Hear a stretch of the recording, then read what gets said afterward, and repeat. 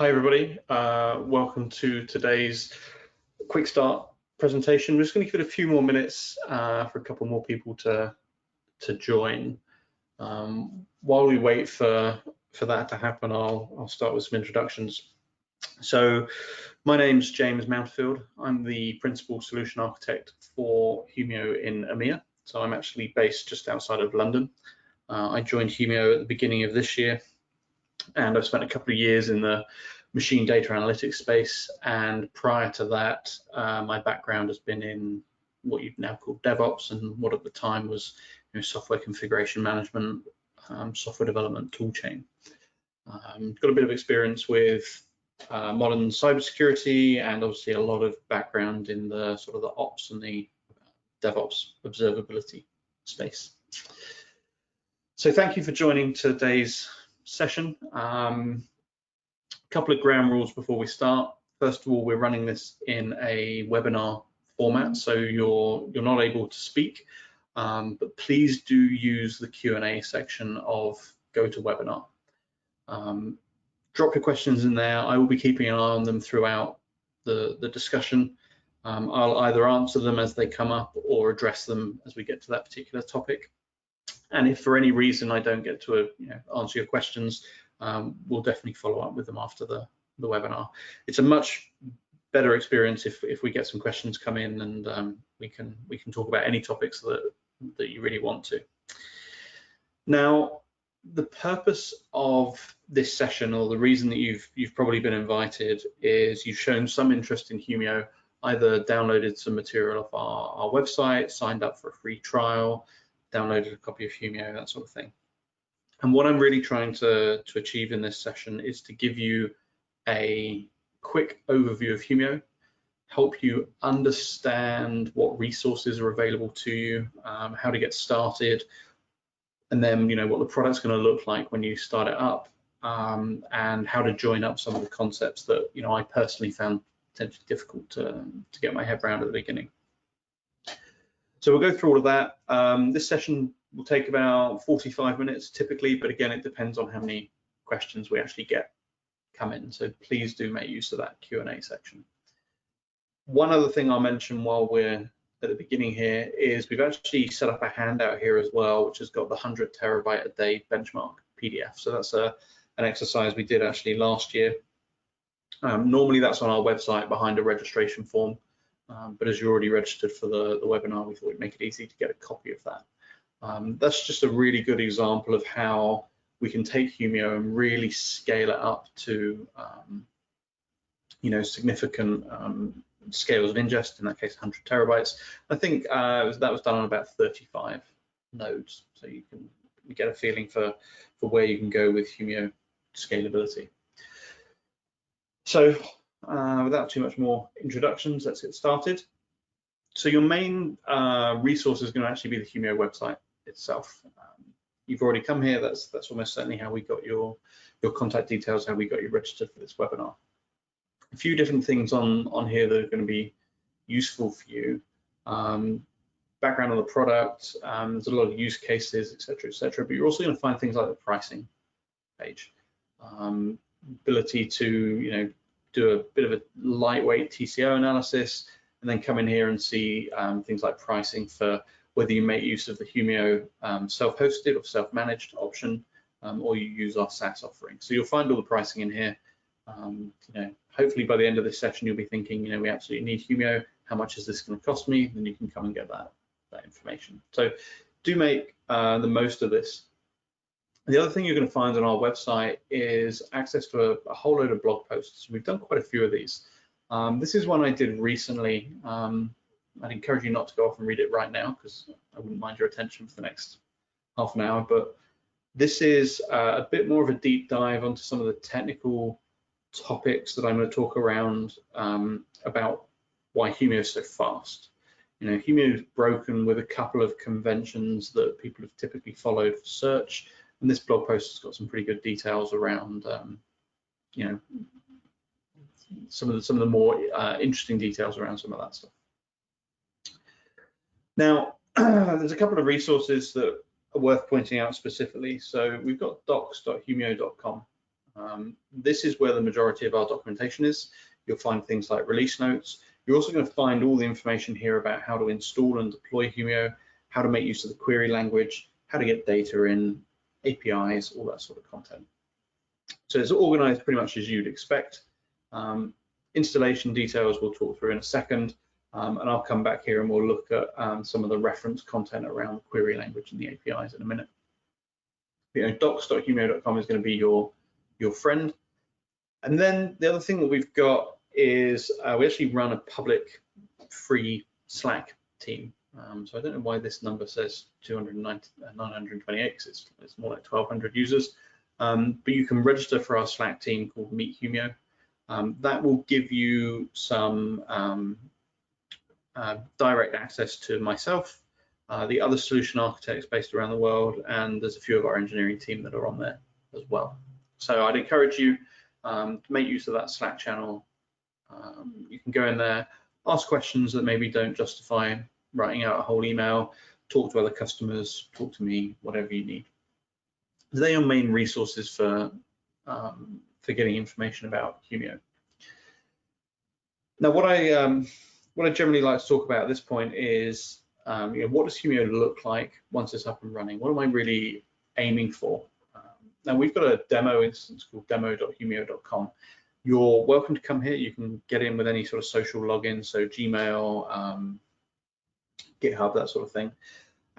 We actually have a demo project in here called GitHub, which has all the streaming, public streaming content from the GitHub activity APIs. So it gives us a decent set of relatively rich data that we can look at over time. And people have built things like example dashboards in here. And when you actually first come to Humio, this is the sort of view that you're going to get. You'll actually see sort of 2 or 3 default repositories in here when you set up your Humio instance for the first time. And that's exactly what we're looking at, is a list of repositories, and that's how Humio organizes itself. Repositories are essentially the container for any content that goes into the system. Repositories are where you send your log data, your machine data. Repositories are where you organize your users, the way you organize dashboards, queries, alerts, etc., etc. And we'll drill into all of those in a second. So you can build a list of repositories. Now, it doesn't matter about mixing different data types within a repository. They're not like Elasticsearch indexes or anything like that. You can put whatever data you want in here. And it's quite typical for an organization to have, say, 1 repository per application team, maybe 1 repository per service that you run. The other type of object that we can have in here is actually called a view. So a view allows us to build a filtered aggregate of multiple repositories. So if I was running, 1 repository per app team, I could go through and set up something like this. Actually, we could call this web front. This could be the web front end view across all of this data. And this is really interesting because it means that we can basically build sort of a matrix layout for our data, the way we access it, the way we build dashboards on top of it, the way we bring users into that data. I just wanted to point that out because everything we're going to talk about from here is going to be in the context of repositories. Just taking a bit of a step back, why would you be looking at Humio rather than something like Elasticsearch, something like Splunk? What makes Humio different? We're going to start going into some of these repositories and I'm going to start showing you, but ultimately it comes down to Humio is absolutely obsessed with the speed and the performance and the efficiency of this platform. That is where almost all of our effort goes in. We do that by breaking with some of those conventions I mentioned earlier. There are some key things that Humio does differently to a lot of our competitors in the way that we approach the problem of ingesting time series semi-structured data and making it available for very quick search. So the first thing we do is Humio doesn't build any indexes of the data as it arrives. Now, when you actually come in here and browse your repositories, you're going to see results exactly like you'd expect from this sort of tool. We've got some sort of plain text multi-line logs here. We've got some JSON logs. We can see a list of the different attributes that are available. We can search this information, but there's no actual indexes or schema behind this. Humio has taken a very, very different approach to bringing that data in and storing it. And actually, when we run a search, Humio just scans through essentially the raw data on disk. Now, people are going to think straight away, you know, how can you have fast search without building indexes? What's really interesting is if you look at the problem of searching time series semi-structured data, I mean, essentially log events, the way people search and filter and aggregate them, actually having indexes doesn't help. There's a huge amount of workload that has to go into receiving data, parsing it, indexing it, merging those indexes with the indexes you already have, committing them to storage, and then running a separate pipeline for search to get results out of those indexes. That's a very expensive process. The Humio way of doing it, of just taking the events and with some processing but not indexing, committing them straight to storage, we actually get a much, much faster search. The other thing that does is it significantly reduces the storage footprint of Humio, because we don't have to build indexes, which are typically 3 to 4 times the size of the source data. So we save all of that storage. Now, the other thing that Humio does is we very aggressively compress the data that we receive. Now, again, people are used to thinking that, you know, compression is a compromise. Compression is something you turn on to save storage at the cost of performance or speed of your application. And that's not actually true in the case of Humio. Humio is a relatively modern application built in the last few years. It uses very modern compression algorithms that are particularly fast for decompressing the data. And it is built in as a principal component of Humio's design. So compression was not something that was bolted on afterwards. Compression is the one of the driving factors of how we organize and store your data. And what this starts to mean is when we look at one of these repositories, take for example these Windows servers, and look at some of the stats here, you can see that we're holding 205 gig of raw uncompressed data, and we're actually storing that in 6.6 gig of storage on disk. This is a very, very efficient compression setup. Now, the questions we normally get at this point is, how does Humio do that? We can go into some of the details here. Some of it has to be discussed under an NDA. That blog post also covers some of the details, but essentially Humio watches the different types of data that you send in, essentially starts extracting tags around that data so it can organize it by type. And then it does things like pre-populates compression dictionaries for those different tag combinations. So in Windows, these Windows Server cases, we know that we've got, for example, a lot of Windows event logs. We build a Windows event log compression dictionary from your data, and then we can use that on these small sort of segments of data as they arrive and still get extremely good compression. Now, I know for a fact that if you run pure Windows event logs into Humio, you will actually get a compression ratio of 80 to 1. Now, if we think about what this cluster has to do when we run a search, if you wanted to search every one of these messages, every one of the sort of 206 gig of data here, you only actually need to scan 6.5 gig of compressed data. This is a 3-node cluster. Getting a machine to scan 2 gig of compressed data, you can do that in a second. This is where Humio really starts to get its speed and performance. We can get a bit of a feel for what that's gonna look like.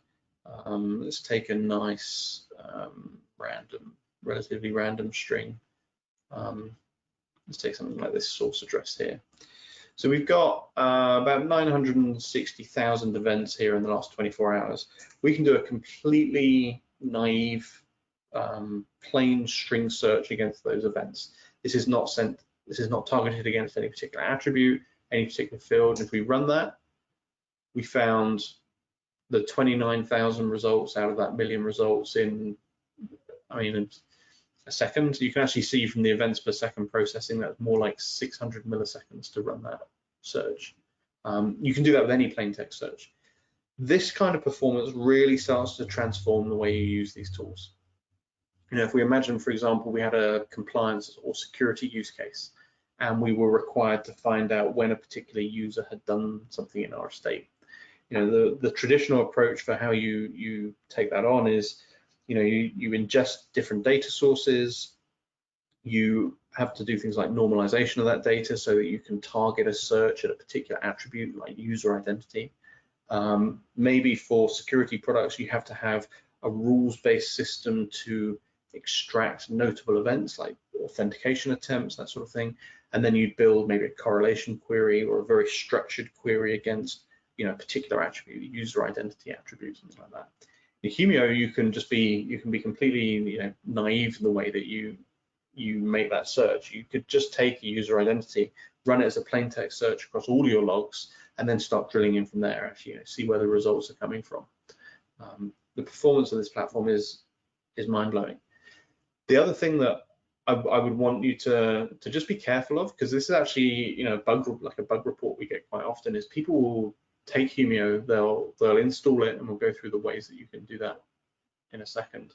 And they'll send 100 gig of data into the system, and suddenly Humio is using 5 gig of storage, and they'll assume that something's broken, that Humio is losing their data, and that's absolutely not the case.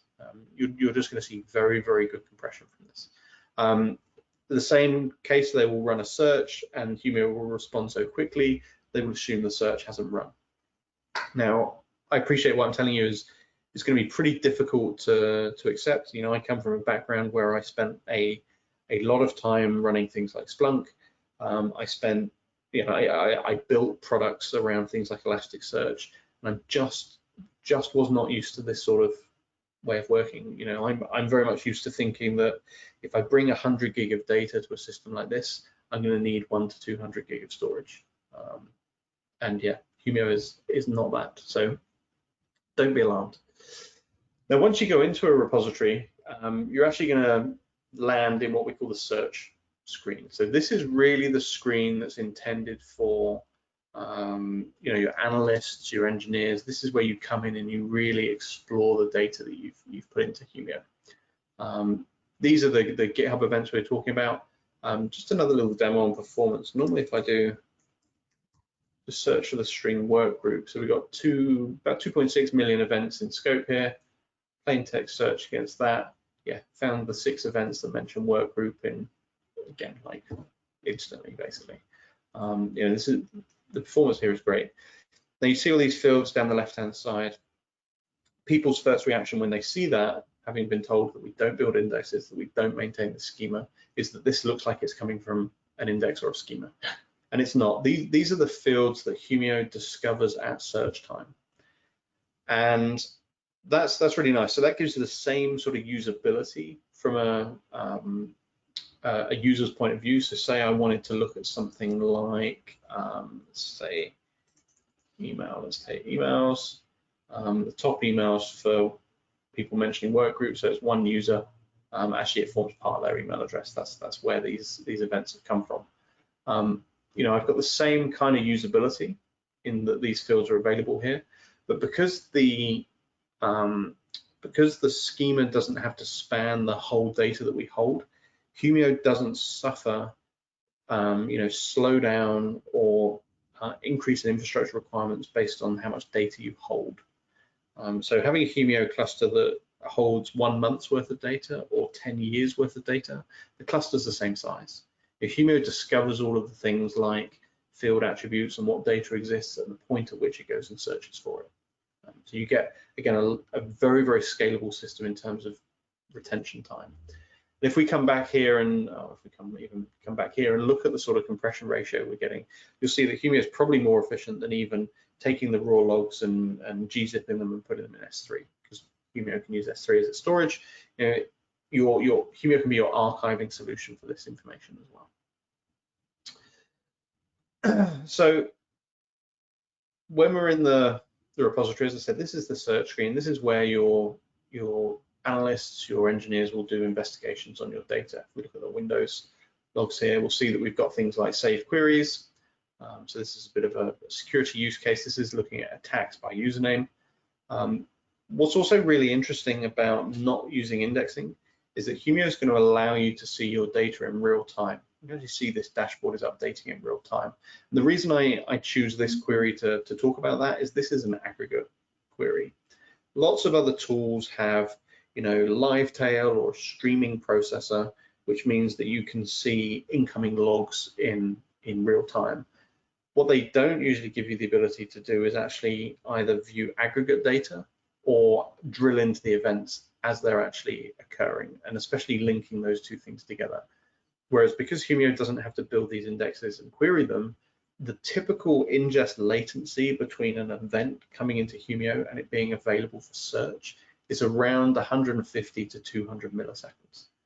So essentially, the moment your data is accepted by Humio, it's available for search. It will show up in live queries, whether they're streaming events or whether they're an aggregate. And it also means they're going to be reflected in dashboards. They're going to trigger alerts. Humio is all about that real-time view on the data. One other thing to mention, actually, just to show how far we go to get this performance. Humio, the application, is actually written in Scala and a bit of Java. So we deliver it as a jar file. We found that the best Java regular expression libraries were just not fast enough for our purpose.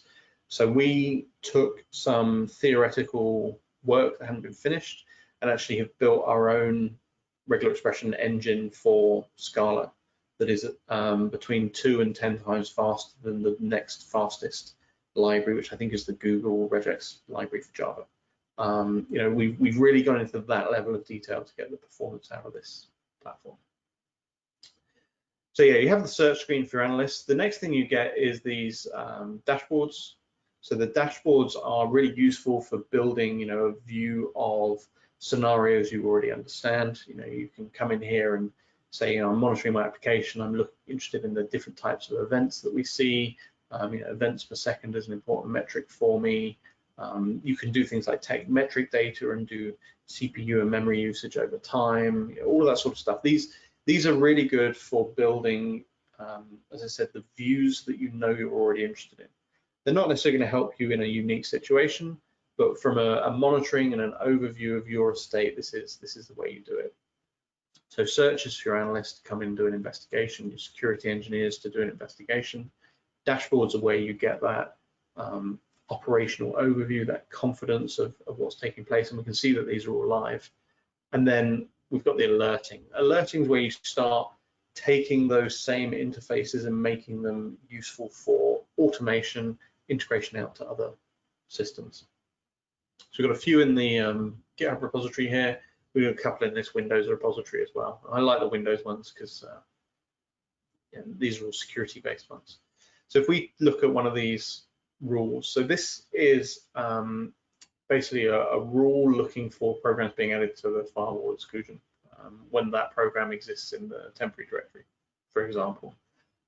This is a typical example of a kind of rule that you would probably write in a traditional security product as a correlation rule.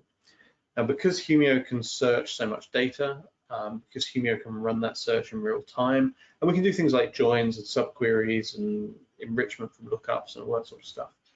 We can actually build that query all in one place in Humio. We could take this and run it as a live query with a 1-year time span if we wanted.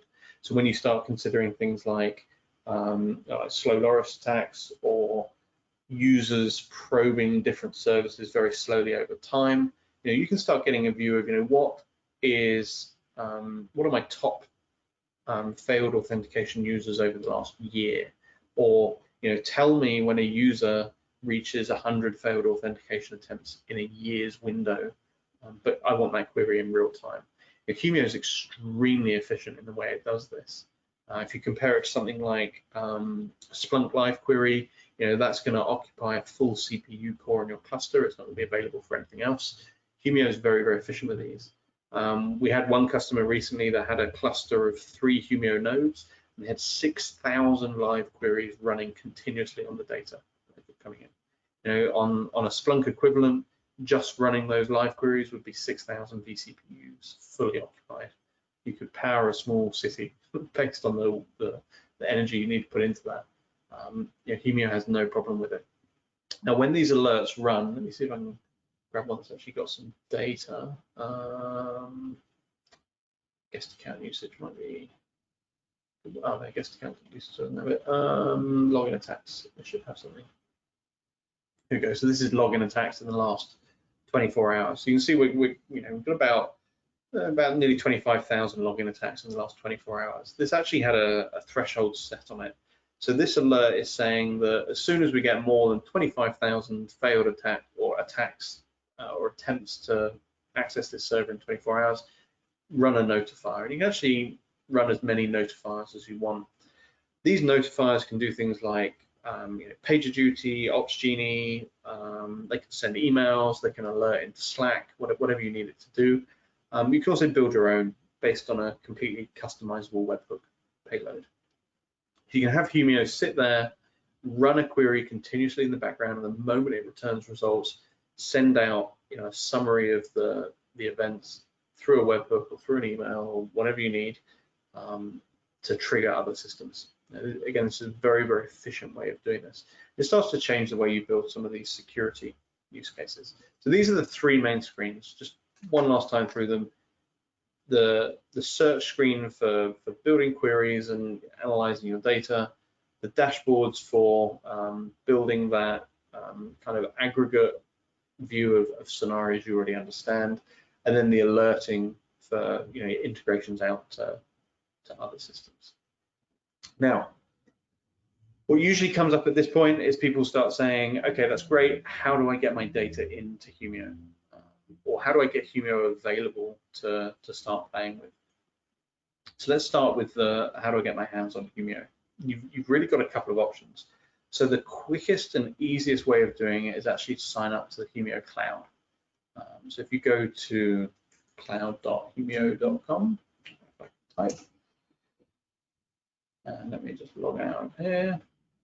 You're basically going to see this option to create a free account. So you can come in here, set yourself up with a free account, and that's going to give you basically instant access to Humio. The only thing you can't do on our cloud service from an evaluation point of view is actually test out things like cluster administration capabilities, that sort of stuff, because obviously we're administering the cluster. But other than that, you can get access to sandbox repositories, you can send data, you can do all the queries and dashboards and everything. The next option is actually to run it self-hosted or self-managed. And that essentially means that you're going to take Humio, you're going to run it somewhere, and you're going to be responsible for it. I've already mentioned that Humio is a relatively modern application in the way it's built. It's also comes through in the way it's delivered. So Humio is distributed as a single jar file. All it needs is a suitable modern JVM on a Linux type operating system and to be started with the right environment variables. It's absolutely designed to be run on Docker. We've got Helm charts for deploying Humio on Kubernetes, and you can do what we call a bare metal install, but that could be on a VM, it could be on an EC2 node, wherever you want. You can, generally speaking, run Humio anywhere that you want to. We've got some really good guides for sizing and reference architectures for deploying on AWS and GCP and Azure. IBM Cloud, you can put it on OpenShift. Really, you can just run this thing anywhere. The very, very easy way of doing it is using Docker. So the Docker setup is super simple. And because, again, Humio has such a small infrastructure footprint, my MacBook can run a Humio instance that's good for probably 500 gig a day, maybe a terabyte a day if I'm not doing much else on my laptop. So the Docker deployment is a really good way of getting started. And what does it look like once it's up and running? Well, we have one external dependency for Humio, and that's Kafka. So Humio is designed to be deployed as a cluster. Let me just bring up the overview of that. So this is the Humio cluster here. You can see it's a 3-node cluster, although numbered 456. Can't really explain that. It's a 3-node cluster. The cluster coordination and communication is done using Kafka. Now, Kafka can be a little bit intimidating to people that haven't run it before, but it's really easy to set up. Humio uses Kafka in a very, very simple way. And if you're running dedicated Kafka just for Humio, you can put it on the same nodes as Humio, and Humio will manage the setup and the administration of that for you as well. If you're already using Kafka or you're in something like AWS, you've got access to MSK, Managed Streaming Kafka. Humio can just integrate with that environment instead. And it's really simple. You know, Humio is the only producer and consumer of the data on that setup, so it's basically a black box to Humio. Humio gives you all of the controls you need for administering the cluster as well. You know, a lot of the other technologies have had clustering brought as maybe a bit of an afterthought, require a lot of heavy administration work to make it successful. It's really not the case with Humio. You know, everything you need to be able to do with regard to balancing partitions or moving data around, any of that stuff, you can do that all through the UI here. So it's really low overhead. You know, typical admin effort for running a Humio cluster at a few terabytes a day is going to be an hour a week, something like that is reasonable. You know, there's very little to do in terms of maintenance of indexes and partitions, which you might be used to from some of the other products. We can see the overview of Kafka and its state here. You know, you see the partitions, all that sort of stuff. Zookeeper is part of Kafka, and we can get a bit of an insight into that as well. See how it's running. Now, the other thing that you can do from an administrative point of view is actually monitor the cluster. So we can get an idea of which users are running queries and how expensive they are. And if we really have to get into it, we can start blacklisting particular query patterns, or even setting quotas on users to maintain quality of service. In reality, you'd have to be really pushing it to need this stuff. You know, with this was built for some of our customers running, you know, in excess of 100 terabytes a day upwards. But talking about scalability, you'll also find on the installation documentation, as I said, there's some sort of recommended installations or reference architectures. So you can see an example architecture here. The general rule of thumb is that for each terabyte per day of ingestion, you need one Humio node. So if you're looking at a 5 terabyte a day logging estate, you should be planning for a 5-node setup of Humio. And these are not particularly big nodes, you know, 32 CPU, 128 gig of RAM. You know, they're not unreasonably large machines. You can obviously have bigger machines and have less nodes, or smaller machines and have more nodes, whatever works for you. And this is scaled so that the workload of ingest should be about 20% of the capacity of the cluster. 15 to 20% is what this sizing is for. So it leaves you know, at least 80% free for searching and dashboards and that sort of stuff. A few other pieces that you're going to find in here, just quickly while we're here, and then I want to talk about some of the ingest things that you can do. So we talked through search dashboards and alerts. Now we also have a concept of parsers. Now, parsers are not required for receiving data. Parsers are very, very useful for pre-processing data. You know, for example, if you've got a data source that's sending, for example, syslog. Syslog data is notoriously messy. You know, syslog, as much as it has a format, has been messed around with for years. So we can provide users a parser that will pre-extract or pre-identify some parts of the message, but these are not extracting into an index. What they're basically doing is reformatting the events as they're stored. We preserve the original message as it was sent, but just helping Humio at search time discover attributes from those messages. So again, it doesn't matter if the parsing fails for any reason. Humio will annotate messages that they didn't parse. They're still fully available for search. This is very much sort of a user convenience step, should we say, for processing incoming messages. So syslog is one of the more complex parsers. An example of a really simple one is something like the JSON parser. parse JSON. That's all it needs to do.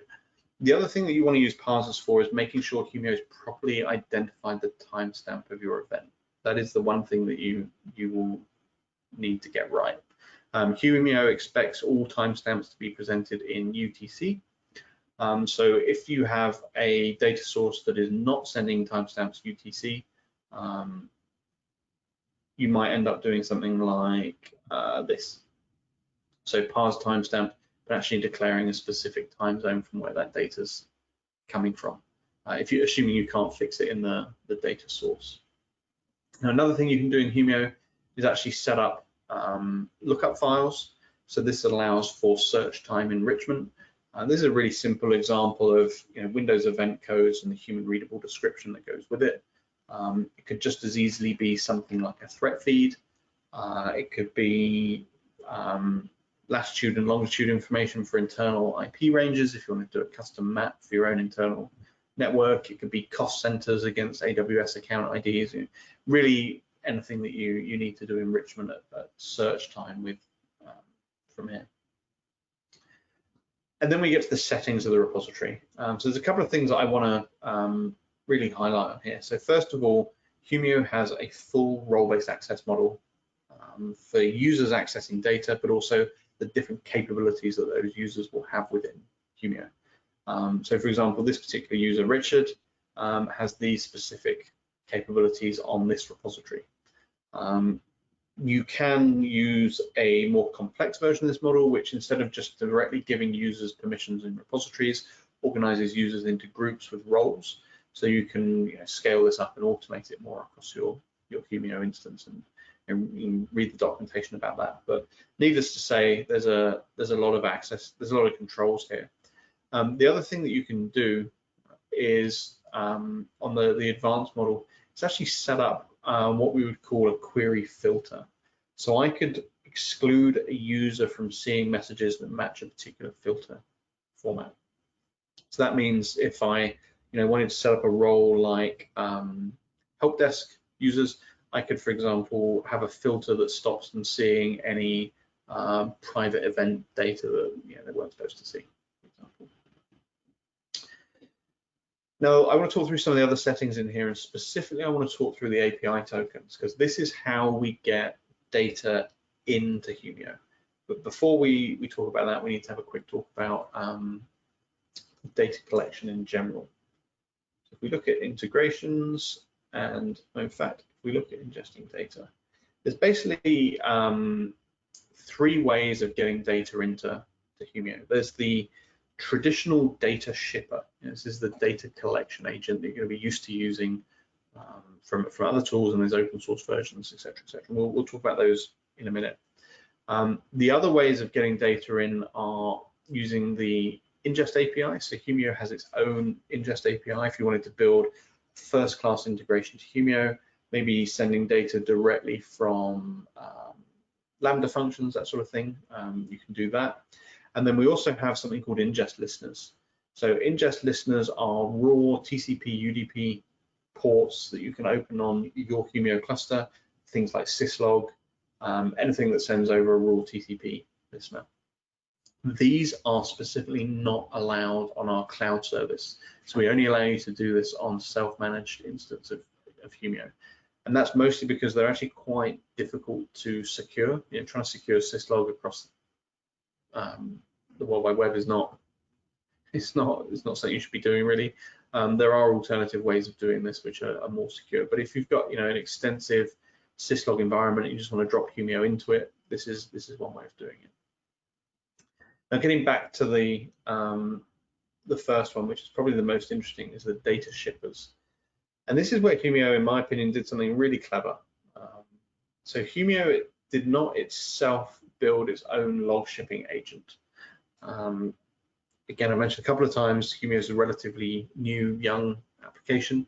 If you looked at the market today, you would not spend time building a log collection agent. There are so many good open source and proprietary agents out there already. What Humio decided to do was, in addition to having its own ingest APIs, Humio actually emulates the Splunk HTTP event collector API. and the Elasticsearch bulk API. And what that means is you can use things like Elastic Beats and Logstash to send data to Humio. Humio looks like an Elasticsearch cluster from that point of view. Anything that has been built to use that API or the Splunk HTTP Event Collector API can also send data directly to Humio. This means that, if you look at something like the Kinesis output plugin for AWS, that can send data to Splunk. You can just point it to your Humio instance and it will work just as well. Lots of security technologies, firewalls, SIEMs, that sort of thing have either Elasticsearch and or Splunk output plugins already built in. They can be used to just directly send data to Humio. And it also means that the technologies you're probably using already are likely to be compatible with Humio without having to change any of your collection techniques. So things like FluentD and FluentBit, as you'd have deployed on Kubernetes or your container environments, you can just use the Elasticsearch output plugins for those and send the data again straight to Humio. Now that said, some customers want a better collector. Maybe it's a greenfield site where it's a new project, it's a new data collection problem. We would definitely recommend Vector as a new log shipping agent. It's built by a company called Timber, and it's built in Rust. It's designed to be sort of like parallelized processing. It's extremely fast and extremely efficient. I've seen Vector shipping up to about 10 terabytes a day from a single collector on a pretty small box. So this is like if you want a recommendation, this is what we'd encourage you to look at. I noticed there's not been any questions up to this point. If you do have a question, can I encourage you to put it in the Q&A section pretty quickly? We've got about sort of 2 or 3 minutes of content to go through to wrap up at this point. So this is about the log collection agent. So this is getting data into the system. Now, the thing that I found quite difficult when I first started looking at Humio was understanding how I linked that log collection process to my repositories within Humio. And it's all done with these API tokens. This is the piece that builds that relationship between my Windows servers repository that I'm in here and my FluentD agent or Logstash agent that I've got put on my server. So the way I would do it is I do build myself a token, create that, which is now here. I can see my token here. I'm going to delete this, so don't worry about trying to copy that. It's also the point at which I can pair up this incoming data source with a parser if I want. I don't have to, but if I wanted to.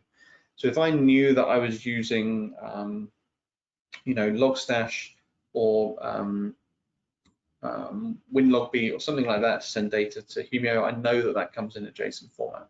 So I can say, this is my token name, that's the token value, there's the parser, and then depending on which API the data comes over, this is essentially your password. So when you set up FluentD, this is your Elasticsearch password that you would use, and that's the only thing this token can be used for, is sending data into this repository. So this gives us the link between that external data source and the data coming into Humio.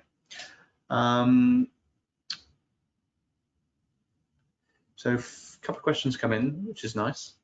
Do you have any end user or entry level analytics training for how to build queries and alerts such as on-demand videos? That is a really, really good question. So the answer is yes, and we hide it, unfortunately, very well. So when you log into your Humio instance and you've got it set up, or when you go onto our cloud service, one of the special repositories that you will get is called Sandbox. And this is personal storage for you. So it's presented as Sandbox, but actually everyone has their own unique Sandbox repository and it's not visible to anyone else. And one of the things that's built into Humio is this interactive tutorial.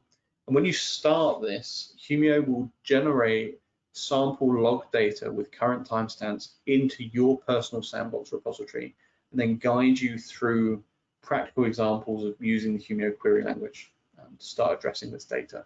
So this is actually built into the product. It's available on cloud, or it's available on the free download version. You get 30 days to evaluate the download without any restriction. So that is a really, really good place to start. Other than that, the next best piece of reference information is that we actually have a summary of the query language. So this gives you an overview of the basic principles of the query language, the way that you can chain different queries together, use regex and all that sort of stuff. And you're also going to find that all of the individual query functions are pretty well documented in here as well. So all of the query functions you'd expect to find around, like maths operators and IP location and parsing CSV files, they're all in here. And there's documented examples for all of these. But yeah, definitely start with the interactive tutorial for that one. Next question, what's a good approach to creating queries for security in Humio? There's some type of cookbook or cheat sheet. So there's a couple of options here. First of all, Humio is actually working on something called Humio Hub, and that's going to be coming out very, very soon. Humio Hub is essentially a centralized package repository, which is going to take community content and Humio developed content and make it available through sort of basically one-click app installs, like an app store for Humio. We've got a couple of premium partners that we're building content around with that. So people like Corelight, we're going to be looking at some of the cloud providers, et cetera, et cetera. So there's going to be some out-of-the-box security content that you're going to be able to just grab and put into your instance. In the meantime, one of the other really good resources is SOC Prime. So for people that are interested in security, you absolutely should check out SOC Prime. They provide basically a freemium model for some of this stuff. So let me just log in quickly. What you'll find in here is that they have built a parser for the Humio query language. So when you look at one of their vulnerabilities that they can detect, they can actually also show you the Humio equivalent query for this. So SOC Prime is going to give you a list of all of the, well, not all of, but some top security things to be looking out for. And they're also going to give you the Humio query basically straight out of the box to copy and paste in there. Behind SOC Prime is a project called Sigma. So Sigma has its own GitHub repository. Here we go. And there's a whole load of rules in here as well. So yeah, there's some pretty good sources for content for getting some of these rules and alerts and that sort of stuff straight into Humio as well. So hopefully that answers that question. So one really quick recap then. If there's not any more questions, you've got about 30 seconds if you've got a question you want to ask. Docs.humio.com is your reference for everything about downloading, installing, and running Humio, how the query language works, and how to get data in. Secondly, Humio does not provide a data collection agent, but we integrate with anything pretty much that talks to Elasticsearch or Splunk can be used to pull the data into Humio. And you can run your Humio environment anywhere you want. Once you're logged in, you've got these very sort of standard views organized into a list of repositories. So everything goes into a repository, and it's that API token, that ingest token, that builds the link between incoming data and the particular repository that you're trying to send the data to. If you need any help, you don't want to write an email, don't want to risk being spoken to by a salesperson, please feel free to come and find us on Meet Humio on Slack. So that's community.humio.com. Join in here and you'll find me and some of the other solution architects and some of the engineers here. Okay, so I hope that was informative for you guys. Really appreciate people paying attention, listening for the time that we were here. You're obviously going to get a follow-up message from this event, but if you have any questions at all, just basically grab any email that Humio has ever sent you and reply to it, and a human being will pick that up on the other end. So thank you very much for your time. Hope everyone has a really good Friday. I look forward to hearing from you in the future.